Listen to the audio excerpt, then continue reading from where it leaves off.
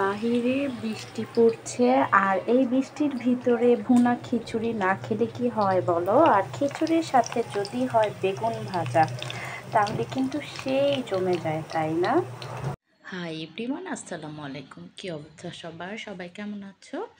আশা করি সবাই ভালো আছো। আলহামদুলিল্লাহ, আমরাও ভালো আছি। ওয়েলকাম করছি আমার নতুন আরেকটি ব্লগ দেখার জন্য।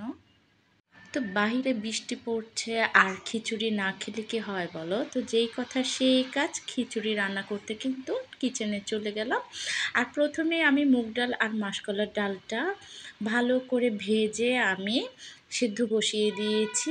আর এই তো পোলার চাল আর মসুর ডাল দিয়ে আমি আজকে খিচুড়ি রান্না করব। আসলে খিচুড়িটা সবাই তো তোমরা রান্না করতে পারো, তো আজকে কিন্তু আমি একদম ডিটেলসে আর দেখালাম না। তো প্রথমে কিন্তু আমি চাল ডালটা ভালো করে ভেজে নিয়েছি। আর এখন মুগ ডাল আর মাসকলার ডাল যে ভেজে সেদ্ধ করে নিয়েছিলাম, তো সেটাই দিলাম। আর আমি কিন্তু একটু কেওড়া জল দিই। আর এই কেওড়া জলটা দিলে না একটা শাহি শাহি ফ্লেভার কিন্তু চলে আসে। আর আগের দিনের মাংসের তরকারি ছিল, তো সেই গরুর মাংসের তরকারিটা আমি অর্ধেক পরিমাণে দিয়ে দিচ্ছিলাম, আর অর্ধেকটা আমি খিচুড়ির সাথে খাবো এর জন্য রাখলাম। আর এখন কিন্তু আমি খিচুড়িটা দমে বসিয়ে দিব। তো বেশ কিছু কাঁচামরিচ ফালিয়ে আমি দিয়ে দিলাম। আর কাঁচামরিচের ফ্লেভারটা কিন্তু অলওয়েজই খিচুড়িতে অনেক ভালো লাগে, তো দিয়ে দিলাম। এখন নেড়ে চেড়ে মিক্সড করে নিলেই কিন্তু আমার খিচুড়িটা ডান হয়ে গেল। আর তোমরা আজকে কে কে বাসায় খিচুড়ি রান্না করেছো অবশ্যই কিন্তু কমেন্ট করে জানাবে। আর খিচুড়ির সাথে এই বেগুন ভাজাটা না খেলে কি হয় বলো? তো এর জন্য কিন্তু আমি বেগুনও ভেজে নিচ্ছিলাম। আর আমি কিন্তু আজকে প্রথমবারের মতো একটু অন্যভাবে খিচুড়িটা খিচুড়ি না, আমি বেগুন ভাজাটা একটু অন্যভাবে করেছিলাম। তো হলুদ মরিচ লবণ, জিরা গুঁড়া আর ধনিয়া গুঁড়া তো সবসময় দিই, এর সাথে আমি একটু কর্নফ্লাওয়ার অ্যাড করেছিলাম। এর জন্য কিন্তু আমার এই বেগুন ভাজাটা অনেকটাই ক্রিস্পি হয়েছে, খেতে কিন্তু আলহামদুলিল্লাহ খুবই মজার ছিল। তো তোমরা যারা যারা এভাবে ট্রাই করোনি অবশ্যই কিন্তু একবার হলেও ট্রাই করবে, ইনশাল্লাহ তোমাদের কিন্তু অনেক ভালো লাগবে। আর আমার বাসায় কিন্তু সবাই লাইক করেছিল এভাবে ভাজার কারণে।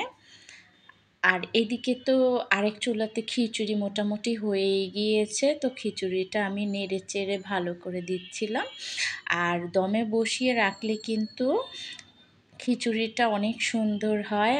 আর বাহিরে এই তো দেখো সুন্দর কিন্তু ঝুমঝুম বৃষ্টি পড়ছিল।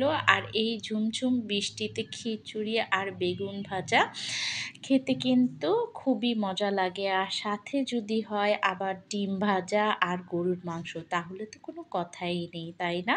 তো বেগুন ভাজা কিন্তু হয়ে গিয়েছে, এখন আমি উঠিয়ে নিচ্ছিলাম। আর সেই তেলের ভিতরেই আমি কিন্তু ডিমটাও ভেজে নিব। আর তোমাদের ভাইয়া কিন্তু মাংস বলো আর যাই যেটাই বানাই না কেন, তার কিন্তু খিচুড়ির সাথে ডিম ভাজা চাই। তো এর জন্য কিন্তু ডিমও ভেজে নিয়েছিলাম। আর সালাদ না হলে কিন্তু হয়ই না, খিচুড়ির সাথে একটু সালাদও বানিয়ে নিয়েছিলাম। আলহামদুলিল্লাহ, তো আজকের রান্না কিন্তু একদম কমপ্লিট করে ফেলেছি।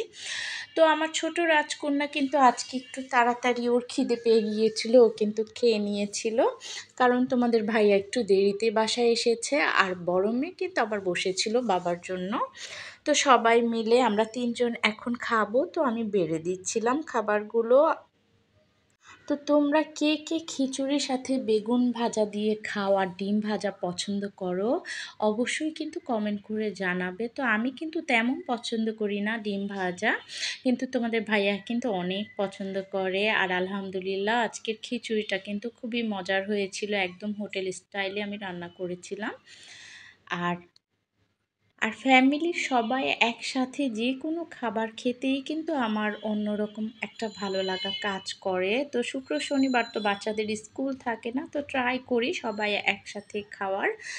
তো আজকের ব্লগটা তোমাদের কেমন লাগলো অবশ্যই কিন্তু কমেন্ট করে জানাবে। ভালো লাগলে প্লিজ লাইক কমেন্ট শেয়ার করে দিও। সবাই ভালো থাকবে, সুস্থ থাকবে, সাবধানে থাকবে।